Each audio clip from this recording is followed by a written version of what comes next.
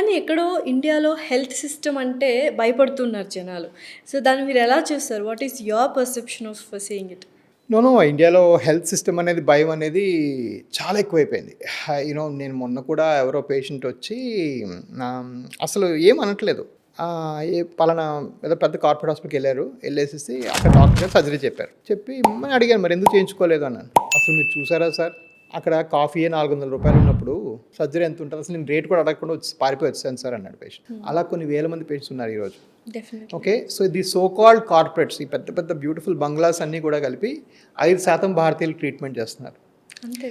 మిగిలిన 95% మందికి కొన్ని నర్సింగ్ హోమ్లు ఉన్నాయి, గవర్నమెంట్ వ్యవస్థలు ఉన్నాయి. గవర్నమెంట్ వ్యవస్థలు ఫెయిల్ అవుతున్నాయి ఆఫ్ లేట్. ఎందుకంటే అక్కడ ఇన్వెస్ట్మెంట్ సరిపోవట్లేదు, ఫెసిలిటీస్ సరిపోవట్లేదు.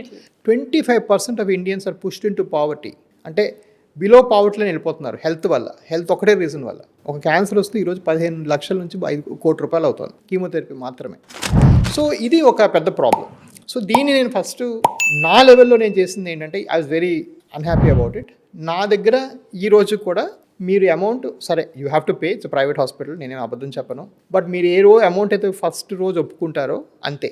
మీకు బిల్లింగ్ అప్పుడు ఇది ఎక్స్ట్రా అయింది, అది ఎక్స్ట్రా అయిందని ఇప్పుడు దాకా నాకైనా 15,000 మించి పేషెంట్స్లో ఒకళ్ళు కూడా బిల్లింగ్ అప్పుడు మాకు తప్పు జరిగింది అని అడిగింది లేదు. మా రివ్యూస్లో మీకు అది రాసింది కనిపించదు కూడా.